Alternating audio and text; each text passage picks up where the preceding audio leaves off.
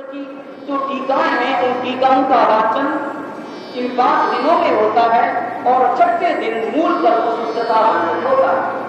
पहले समय में श्रमण भर एक स्थान पर जहां पर उनका चातुर्मास होता था, उस चातुर्मास में जिस रोज वे संवत्सरी की आराधना करते थे, वे संवत्सरी के रोज प्रतिक्रमण करने के पश्चात सारे साधु एक स्थान पर बैठ करके उनके जो गुरु महाराज होते वे कल्पसूत्र की वाचना देते थे। प्रतिक्रमण के बाद में रात्रि में कल्पसूत्र की वाचना श्रवण कराई जाती थी और सारे साधु ध्यान पूर्वक परमात्मा के जीवन चरित्र को, परमात्मा के गुणगान को श्रवण करके स्वयं के जीवन की भूमिका से तोलते थे और स्वयं के भीतर में जिनत्व प्राप्त करने की जो आशाएं थी, उनकी जो इच्छाएं थी, जिनत्व प्राप्त करने की जो अपेक्षा थी, उसके मार्ग में अपने कदम आगे बढ़ाते। बाद में एक ऐसी घटना घटी, आप हमेशा प्रतिवर्ष सुनते हैं कि एक राजा के यहाँ पर पुत्र का मरण हो गया, राजा शोक मग्न हो गया और उसके शोक के निवारण के लिए आचार्य भगवंत ने उस राजा को कल्पसूत्र सुनाया। कल्पसूत्र उसी रोज से श्रावकों के समक्ष सुनाने की प्रवृत्ति का प्रारंभ हुआ और तब से आज तक कल्पसूत्र हमेशा इन्हीं परिश्रमों के दिनों में श्री संघ के सामने अर्थ सहित सुनाया जाता है। इसी परंपरा के अनुसार आज से अपने यहाँ पर कल्पसूत्र का प्रारंभ हो रहा। अपने श्वेतांबर समाज में जितने भी आगम हैं, उन सब आगमों में सबसे ज्यादा यदि कोई श्रद्धा का पात्र कोई आगम बना, सबसे ज्यादा आदर का पात्र, प्रचलन का पात्र कोई आगम बना, तो वह कल्पसूत्र बना। यह एक ही कल्पसूत्र ऐसा है जिसके ऊपर आज तक 40 से भी ज्यादा टीकाएं इसके ऊपर लिखी गई। सबसे पहली प्राचीन प्रति मिलती है कल्पसूत्र नियुक्ति की, जो आचार्य जनक सुरीश्वर जी महाराज ने 14वीं शताब्दी के अंदर जनक सूरी जी महाराज ने जो खरदगच्छ के आचार्य हुए, उन्होंने लिखी। बाद में संदेह विशौषधि नाम की टीकाएं लिखी और उसके बाद में तो अनेक आचार्यों ने इस कल्पसूत्र पर अपनी कलम चलाई और हिंदी में, संस्कृत में, गुजराती में और कई भाषाओं में इसकी टीकाएं लिखी गई। इसकी टीकाएं प्रचलन में आई, प्रसिद्धि में आई। सबसे ज्यादा आदर का पात्र कोई आगम बना तो वह कल्पसूत्र बना। आज तक कोई भी भंडार आप यदि खोलें तो उसके अंदर कल्पसूत्र हमेशा उसके अंदर विद्यमान रहेगा और आज तक सोने की स्याही से जितने आगम लिखे गए सबसे ज्यादा कल्पसूत्र लिखे गए। 16 अक्षरों में कल्पसूत्र हमेशा कई बार लिखा गया और कई ज्ञान भंडारों में सुवर्णाक्षर युक्त कल्पसूत्र आज भी उपलब्ध है। सबसे ज्यादा आदर का पात्र ये कल्पसूत्र बना और उसका कारण ये बना कि इस कल्पसूत्र में परमात्माओं का जीवन चरित्र है, तीर्थंकरों का जीवन चरित्र है। जो जीवन चरित्र हमें उत्कृष्टता की प्राप्ति का संदेश देता है, उद्बोधन देता है, उस दिशा में जाने की प्रेरणा देता है, उन तीर्थंकर परमात्माओं का जीवन चरित्र इस सूत्र में लिखित है। हमें परमात्मा का जीवन चरित्र सुनना है और इस तरह सुनना है ताकि वह चरित्र हमारे जीवन का आधार बन जाए। परमात्मा का जीवन चरित्र इस तरह का है, इस तरह की उनकी घटनाएं हैं, इस तरह के उनके सामने आपत्तियों के पहाड़ आए, इस तरह उनके सामने विपत्तियों की दीवारें खड़ी हुई, सर्प उनके सामने उपस्थित हुए, लेकिन परमात्मा ने जिस तरह की भावदशा को उपलब्ध किया, इस तरह के मनस चिंतन में स्वयं की आत्मा को उन्होंने पहुंचा दिया कि जितनी भी दीवारें आई वे सारी की सारी रह गई और स्वयं अड़िग रहे, स्वयं संकल्पबद्ध रहे और केवल ज्ञान की उपलब्धि की और मोक्ष पद को प्राप्त किया। परमात्मा के जीवन चरित्रों को हमें इस कल्पसूत्र के अंदर सुनना है। मुख्य रूप से 4 तीर्थंकर परमात्माओं का जीवन चरित्र इस कल्पसूत्र में आपको सुनने को मिलेगा। भगवंत महावीर का, भगवंत पार्श्वनाथ का, भगवंत आदिनाथ का और भगवंत नेमिनाथ का 4 तीर्थंकरों का जीवन चरित्र आपको पहले अधिकार में सुनने को मिलेगा। और इसके साथ साथ में पहले तीर्थंकर के बाद दूसरे तीर्थंकर कितने समय बाद हुए, दूसरे के बाद में तीसरे तीर्थंकर कितने समय बाद हुए, ये जो समय का दिग्दर्शन है, समय का कोष्टक है, समय का पत्रक है, वो भी अंतराल के रूप में आपको इसी अधिकार में सुनने को मिलेगा। और उसके बाद में गणधर भगवंतों की, उनके बाद के आचार्य भगवंतों की जीवन गाथाएं दूसरे अधिकार में और तीसरे अधिकार में साधु समाचारी अर्थात साधुओं को क्या करना चाहिए, क्या नहीं करना चाहिए, क्या कल्पता है, क्या नहीं कल्पता है, ये तीसरे अधिकार में आपको सुनने को मिलेगा।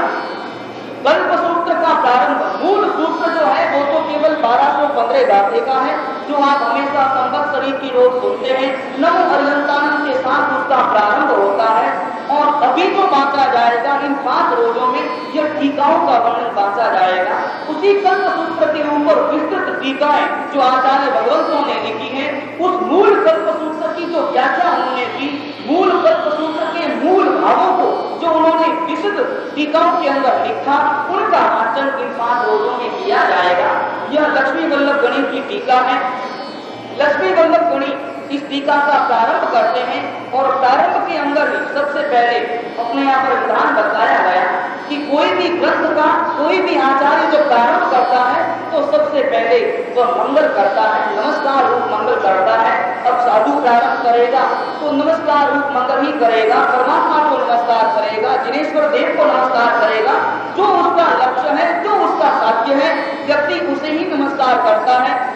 यहाँ पर जैनाचार्य टीका लिख रहे हैं तो स्वाभाविक रूप से उन्होंने परमात्मा को वंदना की, श्री महावीर प्रभु को उन्होंने नमस्कार किया, वंदना की, क्योंकि उन्हीं के शासन में हम विद्यमान हैं, उन्हीं के शासन में संयम की आचरण हो रही और इसी कारण से उन्होंने परमात्मा को नमस्कार करके सबसे पहले मंगल की स्थापना की। व्यक्ति कोई भी काम करता है ये तो परम आध्यात्मिक काम है। अगर कोई व्यक्ति सांसारिक काम करता है तो भी सबसे पहले वह मंगल देखता है। बाहर जाता है, सामान्य घर के जो काम है वो तो छोड़ दें, अगर किसी विशिष्ट काम के लिए जाना हो तब भी वह मंगल देखता है, द्रव्य मंगल देखता है। जैसे मान लो उसे मद्रास जाना हो, मैसूर जाना हो, दक्षिण दिशा में जाना हो तो वह सबसे पहले यह देखेगा कि भाई आज गुरुवार वगैरह तो नहीं है। यदि गुरुवार है तो दिशा शुक्ल है, काल राहु है, जोगनी है, चंद्रमा है कि नहीं, ये सारी चीजें देखने के बाद में व्यक्ति निश्चय करता है और जाने का मुहूर्त निकलवाता है। फिर घर से बाहर निकलता हो तो फिर वह चाहता है कि मैं व्यापार के उद्देश्य से जा रहा हूँ, एक विशिष्ट कार्य है संसार का, गृहस्थी का, और इस कारण से वह चाहता है कि मुझे सामने कोई इस तरह का कोई व्यक्ति मिल जाए, कोई सधवा मिल जाए, कोई मैतरानी मिल जाए, कोई जीवना सधा मिल जाए। ये सारे मंगल बताए गए, एक तरह से शकुन बताए गए। व्यक्ति बाहर निकलते समय इन सारी चीजों को देखता है, जीवना सधा मिल जाए, सामने मैतरानी मिल जाए तो मन बड़ा राजी हो जाता है कि चलो बड़ा अच्छा शकुन हुआ। इन शकुनों का भी अपने आप में बड़ा महत्व होता है। एक बार मैंने पहले कहा था, दादू जी नाम के एक संत थे और दादू जी एक बार रवाना हुए, बड़े शिष्य उनके थे, बड़े करोड़पति अरबपति उनके भक्त लोग थे। दादू जी तो महात्मा थे, वो गांव से रवाना हुए और जब शिष्यों ने विदाई दी तो उस वक्त में उनके अरबपति भक्तों ने टोपी उन्हें भेंट की और टोपी ऐसी थी, जयपुर से उनका जाना था और जयपुर तो जवाहरात का घर और उनका जो भक्त था वो पहुंचा हुआ चौरी था। उसने वह टोपी भेंट से की तो टोपी के ऊपर हीरे मोती पन्ने वगैरह कई रत्न गड़े हुए थे, लाखों रुपए की उसकी कीमत थी। टोपी को भेंट कर दी, दादू जी ने उसे धारण कर ली और वहां से रवाना होने लगे। एक श्रावक ने कहा, एक उनके किसी भक्त ने कहा कि बाबा जी, महात्मा जी आप पधार तो रहे हैं, क्यों ही नगर के बाहर आए, सुकन चिड़ी की आवाज सुनी। उसने कहा कि बाबा जी आप जा तो रहे हैं लेकिन ये चिड़िया ठीक नहीं बोल रही। शकुन चिड़िया तो जीवनी साइड से बोलनी चाहिए वो डाबी साइड से बोल रही है, ये जरा बराबर नहीं है। मेरा आपसे निवेदन है कि आप कुछ देर और रुक जाएं, कुछ घंटे तक और इंतजार कर लें, बाद में आप यहाँ से रवाना हो जाना। लेकिन दादू जी वो तो इस प्रकार के व्यक्ति थे, उन्होंने कहा कि अरे ये शकुन वकुन क्या चीज होता है। दादू जी ने तुरंत कहा कि दादू दुनिया बाबरी फिर मांगे सुन, अरे लिखण वाला लिख गया तो भेटन वाला सुन। अरे बड़ी विचित्र बातें करते हैं आप, शकुन देखते हैं। अरे जब लिखने वालों ने जब लिख लिया, भाग्य बन गया तो उसको कौन मिटा सकता है। ये दुनिया बड़ी बाबरी है जो हमेशा ये शकुन वकुन देखती रहती है। दादू जी तो आगे बढ़ गए, उनका एक तो शिष्य उनके साथ में थे, वो आगे चले। बीच में जंगल आया, और जंगल आया और सामने डाकू आते हुए दिखाई दिए। डाकू सामने आकर के महात्मा जी के पास में पहुंचे। महात्मा जी तो फकीर थे, देखा तो सामने हीरे मोती जड़ी हुई टोपी थी। डाकुओं ने विचार किया कि अरे इतनी कीमती टोपी, बाबा जी को इसका क्या मतलब है, हमारे पास में होगी ये टोपी तो कुछ काम आएगी, हमारा काम बनाएगी, बाबा जी को इनकी क्या जरूरत पड़ी। डाकू जी तुरंत, डाकू सारे सामने आए, महात्मा जी को एक झापड़ लगाया और टोपी छीन करके वहां से रवाना हो गए। टोपी जो ही छीन गई, दादू जी ने विचार किया कि अरे अच्छा होता कि यदि मैं 2 घड़ी बाद में आता, 1-2 घंटे ठहर करके आता तो बड़ा आशा रहता। दादू जी ने तुरंत अपना मंतव्य बदला, अपना पथ्य बदला और बदल करके उन्होंने कहा कि दादू दुनिया सत्य है, सत्य चिड़ी का सूर, 2 घड़ी पीछे आता तो टोपी लेता कौन, यदि मैं 2 घड़ी के बाद में आता तो टोपी को मुझे खोना नहीं पड़ता, मेरे पास में रहती। यह एक तरह से व्यक्ति द्रव्य मंगल देखता है, कोई भी काम करता है तो उसमें मंगल देखता है, मंगल मान करके क्रिया करता है, वह ऐसी कल्पना करता है, आशा करता है कि मैं जो भी काम करूं वह काम मेरा निर्विघ्न समाप्त हो। उसी प्रकार से यहाँ पर आचार्य भगवंत को नमस्कार करके, परमात्मा को नमस्कार करके मंगल करते हैं और ऐसा अपने हृदय में चाहते हैं परमात्मा से कि सबसे पहले तो मैं परमात्मा को वंदना करूं, इसलिए कि मेरा यह काम निर्विघ्न समाप्त हो जाए। मैं जो टीका लिखने के लिए चला हूं, और इसके साथ साथ मैं इस मंगल के द्वारा ये भी अपने भीतर में इच्छा करता हूं, आकांक्षा करता हूं कि मैं जो भी लिखूं, मैं जो भी लिखने चल रहा हूं वह मेरी लेखनी बिल्कुल परमात्मा के प्रवचन की दिशा में चले, जरा भी मेरे द्वारा, मेरी कलम के द्वारा उस सूत्र स्वरूप न हो, और मैं जो भी लिखूं वह एक तरह से परमात्मा ही शब्द हो, मेरे तो शब्द हो, भाव परमात्मा के हो, मेरे भले सिर्फ कलम चले लेकिन शब्द सारे परमात्मा के हो, मेरा अपना निजी मंतव्य इसके अंदर कोई शामिल न हो जाए, मेरे द्वारा कोई सूत्र निरूपणा न हो जाए। इसके लिए आचार्य भगवंत ने मंगल किया। इस कल्प सूत्र में सबसे पहले मंगल करने के बाद में जब उन्होंने गुरु भगवंत को भी नमस्कार कर दिया, क्योंकि आचार्य भगवंत कोई भी लिखेंगे सबसे पहले परमात्मा को नमस्कार करने के बाद में गुरु भगवंत को नमस्कार करना अत्यंत आवश्यक है, क्योंकि उन्हीं की कृपा से वह आज जो भी देख रहा, जो भी पा रहा, उसने जो भी आज तक प्राप्त किया है वह गुरु महाराज की कृपा से ही प्राप्त किया है। गुरु महाराज के द्वारा ही गुरुगम को उपलब्ध करने के पश्चात भी उसने इस तरह की मति, इस तरह की बुद्धि और इस तरह का अपने भीतर में संकल्प प्राप्त किया है कि वह कुछ शास्त्र लिखने जरा गुरु भगवंत को नमस्कार करने के बाद में अपने कल्प सूत्र की टीका का प्रारंभ करते हैं। और सबसे प्रारंभ में 24 तीर्थंकर जो अपने हुए, उनके क्या आचार और विचार हैं, उनके विषय में वो जरा अपनी लेखनी चलाते हैं, कलम चलाते हैं। हम भगवंत महावीर के शासन में हैं, इसके पहले परमात्मा पार्श्वनाथ का शासन था, और इस तरह के जिस समय में जो तीर्थंकर होता है वह उनका ही शासन चलता है, जब तक कि दूसरा तीर्थंकर न हो जाए। दूसरा तीर्थंकर होने के बाद में फिर उनका शासन चलना प्रारंभ हो जाता है। वर्तमान में अंतिम तीर्थंकर भगवंत महावीर स्वामी का शासन चल रहा है। अब जरा हम ये सुने कि 24 तीर्थंकरों के जो आचार और विचार थे, जिन्हें शास्त्रों में कल्प शब्द से संबोधित किया गया, वो किस तरह के थे और किस प्रकार के थे। कुल मिलाकर के शास्त्रों में 10 कल्पों का विधान इसके अंदर बतलाया गया कि 10 तरह से वो अपने आचार का निर्माण किया करते थे। उन 10 के अंदर कुछ ऐसे कल्प थे जो 24 तीर्थंकरों के साधुओं को और उनकी परंपराओं को मानते थे, और कुछ ऐसे कल्प थे जो केवल अलग अलग तीर्थंकरों को मान्य थे।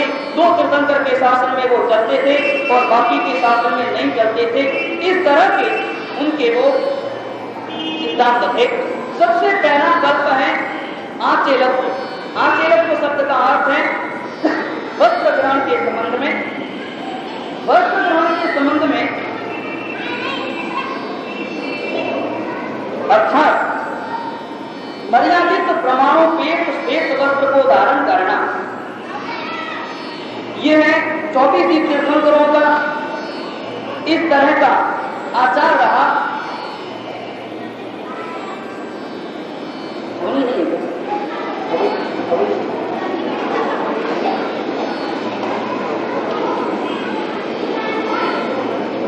तो पर्ची आपने दी थी वो भगवान आदिनाथ, भगवान आदिनाथ और श्रमण भगवंत महावीर अर्थात पहले तीर्थंकर और अंतिम तीर्थंकर, इन 2 तीर्थंकरों के साधुओं का आचार बिल्कुल एक जैसा था, और बीच के जो 22 तीर्थंकर थे उनके तीर्थंकरों के साधुओं का आचार बिल्कुल एक जैसा था। अब यहाँ पर बताया गया आचेलत्व के संबंध में, अर्थात भगवान आदिनाथ और भगवान महावीर के साधुओं का यह आचार था कि वे साधु प्रमाण के अनुसार वस्त्र रखते हैं, वस्त्रों को धारण करते हैं, उनके वस्त्र हमेशा सफेद ही होंगे। और जबकि बीच के जो 22 तीर्थंकर थे, उन तीर्थंकरों के साधुओं का ही आचार था कि उनके लिए प्रमाण का भी कोई अर्थ अर्थ नहीं था। उनके लिए सफेद वस्त्र ही धारण करने ऐसी भी कोई बात नहीं थी। वो रंगीन वस्त्र भी धारण करते थे, तरह तरह के रंगीन वस्त्र धारण करते थे और छोटे बड़े कई तरह के वस्त्र को धारण किया करते थे। ये 22 तीर्थंकरों के साधुओं का आचार था। लेकिन भगवान महावीर के साधुओं का, भगवान आदिनाथ के साधुओं का यह आचार था कि वे सफेद वस्त्र ही धारण करते थे, सफेद वस्त्र ही धारण करते थे और साथ साथ उनका एक प्रमाण होता था, प्रमाण से ज्यादा वे कभी भी वस्त्र धारण नहीं करते थे। अर्थात साधुओं का, हमारे जैसे मान लो भी जो साधु हैं सफेद वस्त्र हम धारण करते हैं और इन वस्त्र कितने हम रखें इसकी एक मर्यादा होती है। मर्यादा से ज्यादा, सीमा से ज्यादा हम कोई वस्त्र धारण नहीं कर सकते, अपने पास में नहीं रख सकते। जबकि 22 तीर्थंकरों के जो साधु थे उनका यह आचार था कि वे रंगीन वस्त्र भी धारण किया करते थे। दूसरा यहाँ पर बताया गया औदेशिक। औदेशिक का अर्थ होता था अपने निमित्त बना हुआ, स्वयं के निमित्त बना हुआ आहार। अर्थात भगवान आदिनाथ और श्रवण भगवंत महावीर, इनके साधुओं का यह आचार था कि औदेशिक अर्थात अपने निमित्त बना हुआ आहार वो नहीं लिया करते थे। अपने निमित्त बना हुआ आहार उन्हें नहीं कल्पता। और 22 तीर्थंकरों के साधुओं का जो आचार था वो अपने निमित्त बना हुआ आहार ले सकते थे। तीसरा है सह्यात्र पिंड। अर्थात साधु जब विचरण करते हैं, कहीं पर भी रहते हैं, तो हमेशा किसी स्थान पर जाने के बाद में सह्यात्र करते हैं। ये थोड़ी सी शास्त्रीय बात आ गई। हम जैसे मान लो जयपुर में आए, जयपुर में चातुर्मास हुआ, तो चातुर्मास होने के बाद में जो ही हम सुबह सुबह अपनी क्रियाएं वगैरह करते हैं तो हम उस रोज कोई न कोई एक घर हम छोड़ देते हैं जिसे हम सह्यात्र कहते हैं, और उस रोज ये नियम करते हैं कि उस रोज उस घर का कोई भी आहार पानी वगैरह नहीं लेंगे। यह सह्यात्र पिंड हुआ। इस प्रकार का यह आचार बताया गया कि सह्यात्र पिंड ये 24 तीर्थंकरों के साधु बिल्कुल नहीं लेते थे। सह्यात्र के घर का आहार पानी 24 तीर्थंकरों के साधुओं को नहीं कर सका। चौथा है राजपिंड। राजपिंड अर्थात राजाओं के उद्देश्य से बना हुआ, राजाओं के घर पर बना हुआ जो आहार, वो भगवान आदिनाथ और भगवान महावीर के साधुओं को नहीं कर सका। जबकि शेष 22 जो तीर्थंकर हैं वो राजपिंड भी ले सकते थे। पांचवा है कृतकर्म। अर्थात वंदन विधान। छोटे साधु बड़े साधुओं को वंदना करे और छोटे साधु हमेशा बड़े साधुओं को दीक्षा पर्याय में जो बड़े हैं या उम्र से या वय से यहाँ पर कोई अर्थ नहीं, जिन्होंने पहले दीक्षा ली उन्हें बाद में दीक्षा लेने वाले साधु वंदना करते हैं। यह 24 तीर्थंकरों के अंदर ये बराबर चला। उसके बाद में पुरुष ज्येष्ठ धर्म। अर्थात आज के दीक्षित मुनि को भी 50 वर्ष पहले दीक्षित साध्वी भी उन्हें वंदना करती हैं। यह जो विधान है, यह विधान 24 तीर्थंकरों के साधुओं में चलता है। प्रतिक्रमण। 22 तीर्थंकरों के साधुओं का यह आचार था कि दोष लगता था तो प्रतिक्रमण कर लेते थे। लेकिन भगवान आदिनाथ और भगवान महावीर के साधुओं का यह आचार है कि दोष लगे चाहे न लगे, लेकिन सुबह और शाम दोनों समय प्रतिक्रमण करना उन्हें अत्यंत अनिवार्य है। यदि साधु और साध्वी एक रोज भी प्रतिक्रमण नहीं कर पाते, नहीं करते, तो उन्हें 7 मास का गुरु प्रायश्चित उन्हें आता है, ऐसा शास्त्र का विधान है। लेकिन 22 तीर्थंकरों के जो साधु थे उन साधुओं के ऐसा कोई नियम नहीं था। वे तो दोष लगते थे तो प्रतिक्रमण कर लेते थे, दोष नहीं लगता था तो प्रतिक्रमण नहीं करते थे। उसके बाद का आचार है मास कल्प। मास कल्प का अर्थ होता है साधु हमेशा 9 कल्प से विहार करता है। जैसे चातुर्मास एक स्थान पर हुआ, 4 महीना एक स्थान पर रुके, ये एक कल्प हुआ। चातुर्मास के बाद में वो विहार कर जाते हैं, अन्य किसी गांव के अंदर चले गए। वहां जाने के बाद में वहां पर 1 महीने से ज्यादा किसी एक नगर में ग्राम में साधु साध्वी नहीं रुक सकते। 1 महीना जो ही पूरा हो जाए क्यों उन्हें तुरंत अन्य दिशा में अन्य नगर की ओर विहार कर जाना होता है। इस तरह से शेष 8 महीनों के 8 कल्प और चातुर्मास का 1 कल्प, ये 9 कल्प का होता है। यह भगवान महावीर और भगवान आदिनाथ के साधुओं का आचार था, जबकि शेष 22 तीर्थंकरों के साधुओं का इस तरह का आचार नहीं था। वो तो जी जग जाता तो महीना भर भी रुक जाते, और अगर मान लो नहीं ठहरना होता तो वे नहीं भी रुकते और ज्यादा भी रुक जाते, 2-3 महीने भी रुक जाते। उसके बाद का आचार है पर्युषणा कल्प, अर्थात यही भाद्रपद सुद पंचमी आने पर चातुर्मास के इन दिनों में पर्युषणा करना, अर्थात संवत्सरी प्रतिक्रमण करना, कल्पसूत्र का वाचन करना इत्यादि, ये पर्युषणा कल्प के अंतर्गत आते हैं। कुल मिलाकर के ये जो 10 कल्प बताए गए, इन 10 कल्पों के अंदर 6 कल्प तो अस्थिर हैं और 4 कल्प स्थिर हैं। 4 कल्प स्थिर जो भगवान आदिनाथ में भी चलते थे, दूसरे 22 तीर्थंकरों में भी चलते थे और भगवान महावीर के साधुओं में भी चलते थे। वो 4 स्थिर कल्प ये हैं, जैसे शय्यातर पिंड, शय्यातर के घर का नहीं लेना, महाव्रत, पंच महाव्रत और 22 तीर्थंकरों के 4 महाव्रत थे। इसका मतलब ये नहीं था कि उन्हें किसी महाव्रत की छूट थी, लेकिन वे परिग्रह जो महाव्रत है, परिग्रह त्याग रूप महाव्रत, उसी के अंतर्गत वे स्त्री को भी अर्थात ब्रह्मचर्य को भी मान लेते थे। अर्थ उनका एक ही था। पंच महाव्रत का ये जो आचार है वो बराबर रूप से 24 तीर्थंकरों में चला। तीसरा पुरुष ज्येष्ठ धर्म, ये स्थिर कल्प है, और परस्पर का बंधन व्यवहार, ये भी स्थिर कल्प है। शेष जो 6 अस्थिर कल्प हैं, जैसे वस्त्रों के संबंध में, उद्देशिक आहार के संबंध में, प्रतिक्रमण, राजपिंड, मास कल्प और पर्युषणा कल्प के संबंध में, वो अस्थिर कल्प माने गए। और यहाँ पर ये प्रश्न जागृत होता है, ये जो 22 तीर्थंकरों का आचार बताया गया, वर्तमान में महाविदेश क्षेत्र में भी जो साधु लोग वितरण करते हैं उनका भी वही आचार है।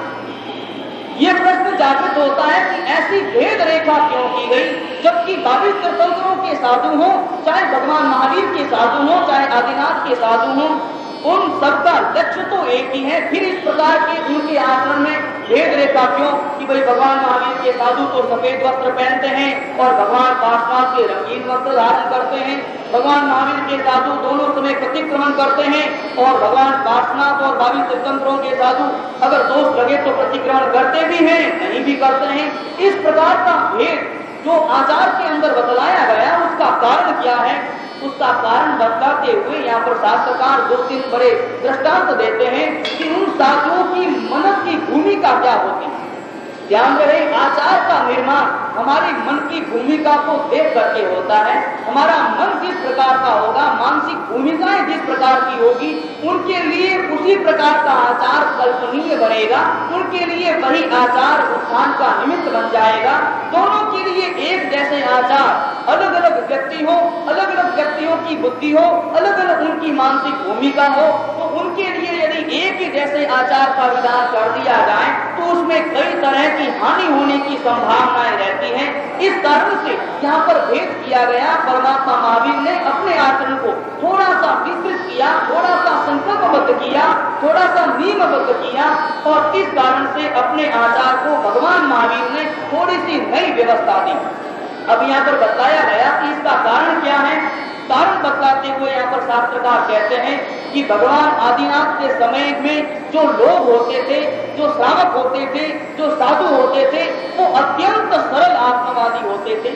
उनका मन अत्यंत सरल होता था, लेकिन सरल होने के साथ साथ वे जड़ भी होते थे। उनके लिए शब्द का उपयोग किया गया ऋजु जड़, अर्थात सरल लेकिन साथ साथ में बुद्धि के कारण वे जड़ हुआ करते थे। यहाँ पर बताया गया कि उनके साधु देरी से समझते थे, लेकिन समझ लेने के बाद में उस सिद्धांत की परिपालना वे व्यवस्थित रूप से करते थे। बिल्कुल ऐसी बात है। यहाँ पर उदाहरण देते हैं कि जैसे मान लो एक साधु, भगवान आदिनाथ का साधु गोत्री के लिए रवाना हुआ, बीच में कोई चौक देखा, उस चौक के अंदर एक नट नाच रहा था।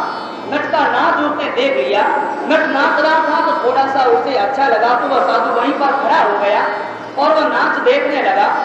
जब वह साधु आधा घंटा पूरा हो गया और आधे घंटे देरी से गुरु महाराज के पास में पहुंचा, तो गुरु महाराज ने तुरंत उसे अपने पास में बुला करके पूछा कि भाई, क्योंकि गुरु महाराज का यह कर्तव्य है, जो भी अग्रसर साधु या साध्वी होते हैं उनका पहला कर्तव्य यह है कि अपनी निष्ठा में जो साधु साध्वी हैं उन साधु साध्वियों के आचार पर व्यवस्थित नजर रखे, उनका समय किस प्रकार से बीत रहा है, वो क्या कर रहे हैं, पूरी नजर उनके ऊपर होनी चाहिए, तभी वो अग्रसर कहलाने के योग्य बनता है।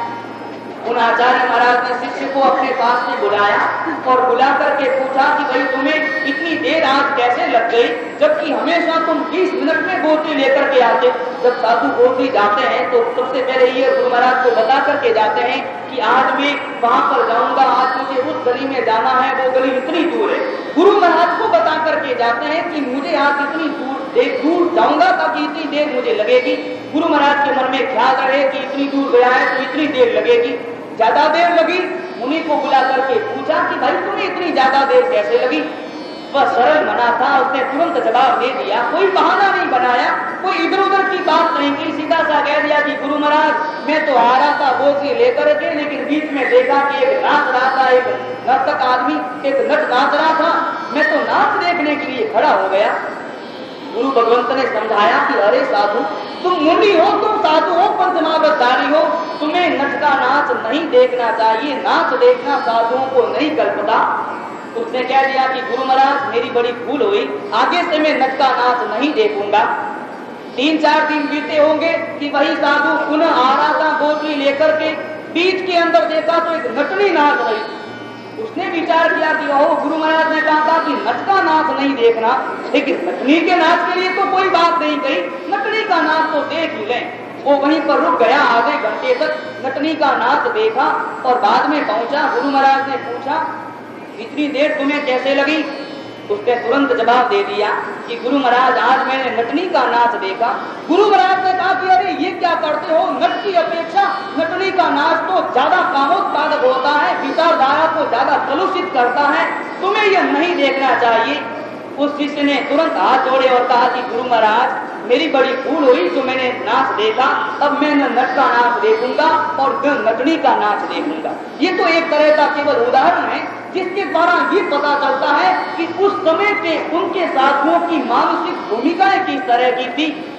नट के नाच का देखने का मना किया, लेकिन उन्होंने यह नहीं समझ पाएंगे कि भाई इसके साथ साथ नटनी का नाच भी तो आ जाता है, नाच मात्र देखने का मना है। लेकिन उन्होंने नटनी का नाच भी देख लिया, लेकिन जो ही सुन लिया कि यह नाच देखना नहीं कल्पता है, धारण कर लिया, हाथ जोड़ लिए, प्रतिज्ञा ले ली कि अब आज से आगे से मैं कभी नहीं देखूंगा। ऐसे दृष्टांत हैं, रिजु जड़ के दृष्टांत हैं, अर्थात जो सरल तो होते हैं लेकिन जानने में उन्हें बड़ी कठिनाई होती है। जानते हैं देरी से, लेकिन जानने के बाद में वो अपने आचार में उसका संपूर्ण रूपेण परिपालन करते हैं। ऐसे साधु आदिनाथ भगवान के बीच के जो 22 तीर्थंकर हुए, उन तीर्थंकरों के साधु किस प्रकार के थे, वो ऋजु भी होते थे और प्राज्ञ भी होते थे, अर्थात वो सरल भी होते थे और परम बुद्धिमान भी होते थे। एक छोटे से दृष्टांत से, छोटे से उदाहरण से वे सारी बात समझ जाया करते थे। उनका दृष्टांत भी ऐसा ही है कि एक साधु गोत्री गया, नच का नाच देखा, आधा घंटा वहीं खड़ा हो गया, देरी से पहुंचा। गुरु ने पूछा कि तुम इतनी देरी से क्यों आए। जवाब दिया कि गुरु महाराज मैं तो नच का नाच देखने में रह गया था, वहीं मुझे टाइम लग गया। गुरु महाराज ने कहा कि नहीं, तुम्हें नच का नाच नहीं देखना चाहिए, साधुओं को नहीं कल्पता। वही साधु 3-4 दिन के बाद में चला आ रहा था, बीच के चौक के अंदर देखा एक नटनी नाच रही थी। उस साधु ने विचार किया कि ओहो, उस रोज जब मैंने नट का नाच देखा था, गुरु महाराज ने मना किया था, आज नटनी का नाच देख हो रहा है। गुरु महाराज ने नट का नाच देखने का मना किया था तो नटनी का नाच भी साथ ही आ गया। मैं इसे नहीं देख सकता, क्योंकि नट का नाच हो सकता है कि थोड़ा बहुत संसार वृत्तिकारक हो, लेकिन नटनी का नाच तो और ज्यादा खराब है। उसने नटनी का नाच नहीं देखा और वह सीधे अपने उपासना में आ गया। ऐसे वो साधु थे, एक बात समझाई और उसके आसपास की जो सारी बातें थी, उस बात को समझाने का जो हेतु था, जो उद्देश्य था, वह उद्देश्य भी उनके समझ में आ जाता था। ऐसे 22 तीर्थंकरों के साधु जो अत्यंत सरल भी होते थे और साथ साथ अत्यंत बुद्धिमान भी होते थे। लेकिन भगवान महावीर के साधु कैसे होते हैं, ध्यान रहे, यहाँ पर आप ये न समझें कि साधुओं के बारे में जो कहा गया वो केवल भगवान महावीर के साधुओं के बारे में ही कहा गया। हमारे श्रावक भी उसी तरह के, साधुओं और श्रावकों में कोई फर्क नहीं, एक ही बात है, क्योंकि श्रावकों में से ही साधु आए हैं। भगवान महावीर के साधुओं के लिए एक विशेषण दिया गया वक्र जड़ का, अर्थात टेढ़े मेढ़े और जड़, अर्थात वो देर से भी समझे, कभी कभी जल्दी भी समझ जाए, लेकिन टेढ़े रहते हैं हमेशा। तो जरा भी अपने भीतर का चिंतन नहीं करते, समझ को जल्दी से जाते हैं, लेकिन पालन करने में वो बड़े दुष्कर अपने आप को अनुभव करते हैं।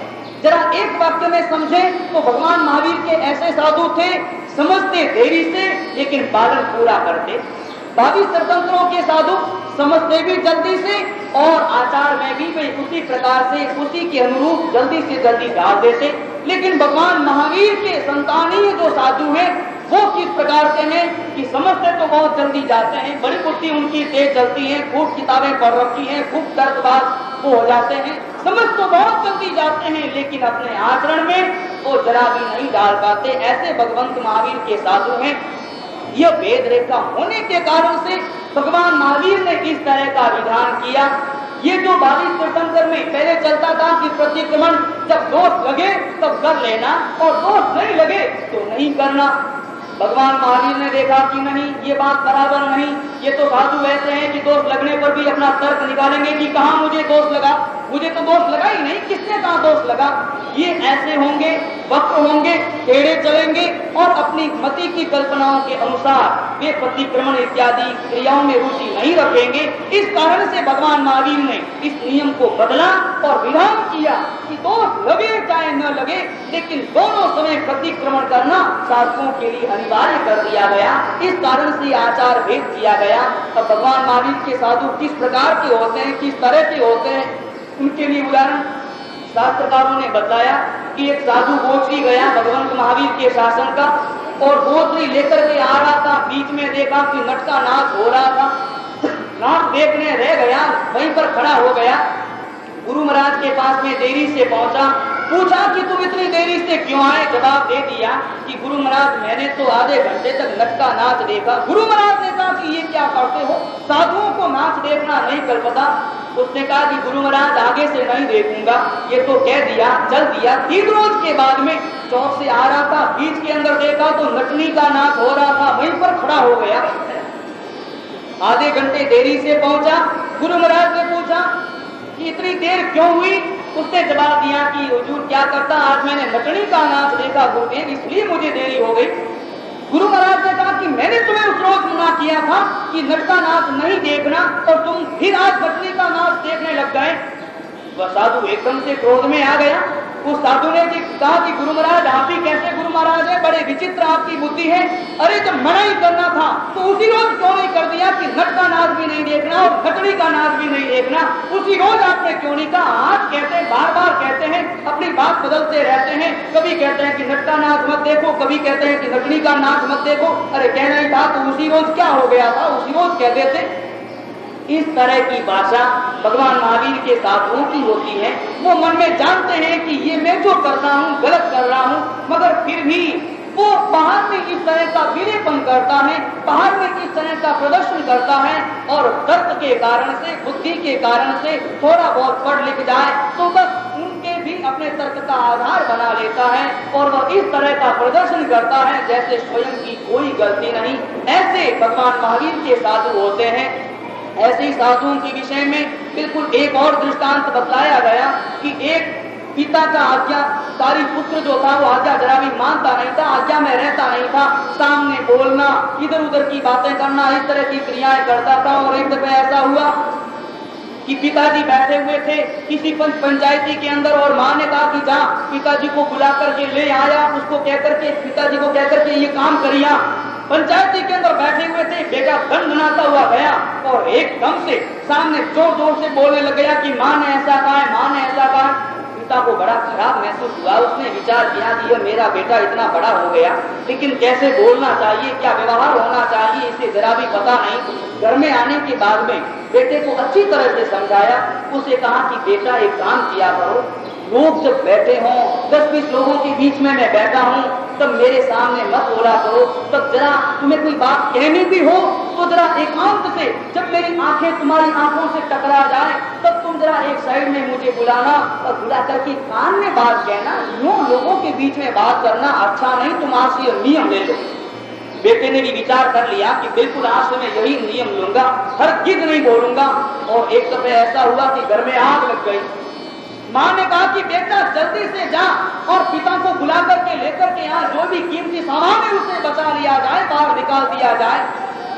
बेटा गया, रास्ते में जा रहा था, दिमाग में पिता की शिक्षा याद आ गई। पिता ने कहा था कि लोग बैठे हों तब एकांत में बुला करके कहना। वहां पर जाकर के देखा, दुकान के ऊपर 30 आदमी बैठे हुए थे और उसके पिताजी कोई चौपड़ा वगैरह देख रहे थे, गर्दन उनकी नीची थी।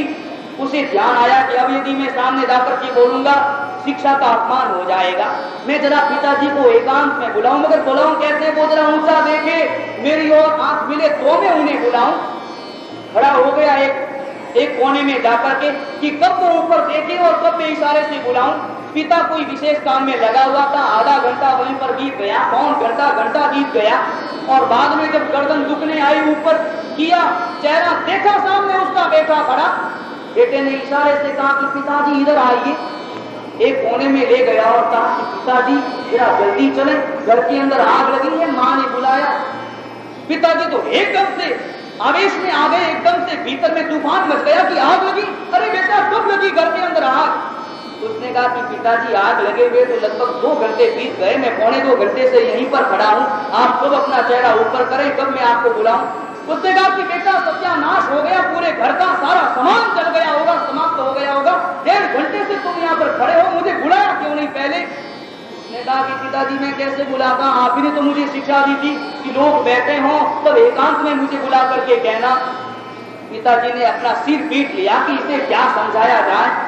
ऐसे दृष्टांत वर्तमान के साधुओं के होते हैं जो समझते बहुत देरी से, जल्दी समझ जाते हैं, लेकिन अपने आचरण में वो नहीं ला पाते, बल्कि वो सामने की भाषा में, सामने वाले व्यक्तियों में ही दोष खोजा करते हैं, उन्हीं की भाषा में इधर उधर के तत्व खोजा करते हैं, लेकिन स्वयं के भीतर में वो जरा भी चिंतन नहीं करते, अपने भीतर में जाने का प्रयास नहीं करते।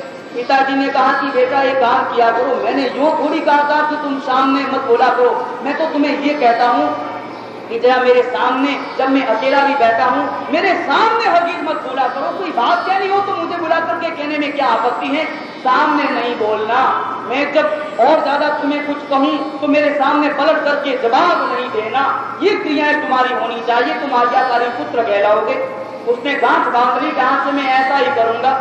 एक रोज ऐसा हुआ कि पिताजी और माताजी तो बाहर गए, पीछे से बेटे ने दरवाजा कर लिया भीतर से बंद और आराम से बिस्तर पर सो गया।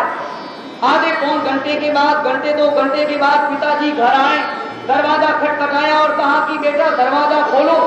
बेटे को याद आया कि पिताजी ने कहा था कि मैं जब कहूँ तब पलट करके सामने जवाब नहीं देना, मैं कैसे जवाब दूं, मुझे मना किया था। बेटा आराम से सोया हुआ है, न तो दरवाजा खोलता है, न हुंकारा भरता है, और न ये कहता है कि मैं अभी आ रहा हूँ, कुछ भी बात नहीं करता। वह सोता सोता गीत गुनगुनाता है, फिल्मी कड़ियां गुनगुनाता है, इधर उधर की यूं ही बातें करता है, मन ही मन बातें करता है, लेकिन न तो पिता को जवाब देता है न दरवाजा खोलता है। पिताजी ने विचार किया कि हो क्या गया, भीतर से, बाहर से कोई अन्य सीढ़ियों के रास्ते से भीतर पहुंचे, देखा तो बेटा तो आराम से सो रहा है। मन में शंकाएं आ रही थी कि क्या हो गया, देखा तो बेटा आराम से सो रहा है। कहा कि बेटा तुमने जवाब क्यों नहीं दिया, मैं आधे घंटे से दरवाजा खटखटा रहा था। तो उसने कहा कि पिताजी आप ही ने तो मना किया था कि सामने जवाब नहीं देना चाहिए, मैं कैसे जवाब देता। इस तरह के दृष्टांत भगवंत महावीर के साधकों के और भगवंत महावीर के साधकों के होते हैं, और इसी कारण से यह भेद रेखा यहाँ पर स्पष्ट की गई। इस तरह की भेद रेखा यहाँ पर बताई गई कि भगवान महावीर ने वर्तमान के भगवान महावीर के साधुओं के लिए इस तरह का आचार निश्चित कर लिया। कि यही आचार उनका होना चाहिए। दोनों समय प्रतिक्रमण करना है तो निश्चित रूप से करना है, सफेद वस्त्र धारण करना है तो वही करने हैं, प्रमाण रखना है तो वही रखना है। और किस तरह से भगवान महावीर की दृष्टि एक ही थी कि किस प्रकार से ये साधु नियमों में बंद करके, यह इस तरह के नियम हैं। कभी कभी हम कल्पनाएं करते हैं, व्यक्ति सोचा करते हैं कि अरे जैन शासन में तो इतने सारे नियम बना दिए गए कि हम इन नियमों से बिल्कुल पार ही नहीं कर पाते, ऐसा करो वैसा करो, ऐसा न करो वैसा न करो। हम कभी भी अपने मन में ये चिंतन नहीं करें। भगवान महावीर ने जो साधकों के लिए नियम बनाए या जो साधुओं के लिए जो नियम बनाए, वो नियम बंधन नहीं है, लेकिन वो नियम तो उसके भीतर में जाने के एक तरह के सीढ़ियां हैं, उत्थान की उसकी सीढ़ियां हैं। यदि मान लो कोई पेड़ विचार कर ले कि मैं बंधा हुआ हूँ इस जमीन से, अरे मुझे इस बंधन में नहीं रहना, मैं तो यहाँ से दौड़ता हूँ, भाग जाता हूँ। अरे किस प्रकार से ये चिड़ियां चह चढ़ाती हैं, किस प्रकार से आकाश के अंदर ये पक्षी घूमते हैं, मैं अकेला नहीं बंदा का बंदा हूँ। पेड़ विचार करता है कि मैं यहाँ पर बंदा क्यों रहूं, अरे मैं भी आकाश में उड़ूंगा, मैं भी थोड़ा चलूंगा। यदि वह पेड़ जमीन से अलग हो जाए तो क्या वह पेड़ जिंदा रह सकता है? जब तक पेड़ से बंधा है तभी तक पेड़ का जीवन है, तभी तक पेड़ को आहार पानी मिलता है। याद रहे, पेड़ के लिए वह जमीन बंधन नहीं है, लेकिन वह पेड़ उन जमीन को प्राप्त करके ही आकाश की ऊंचाइयों को नाप सकता है और भीतर की गहराइयों को टटोल सकता है। जमीन से अलग हो जाए तो पेड़ ध्वस्त बन जाए, वह जीवन तुरंत मरण को उपलब्ध हो जाए, पेड़ समाप्त हो जाए। उसी तरह हमारा जीवन है। ये हमारे जितने भी आचार हैं, चाहे साधुओं के आचार हो, चाहे श्रावकों के आचार हो, ये आचार बंधन रूप नहीं है।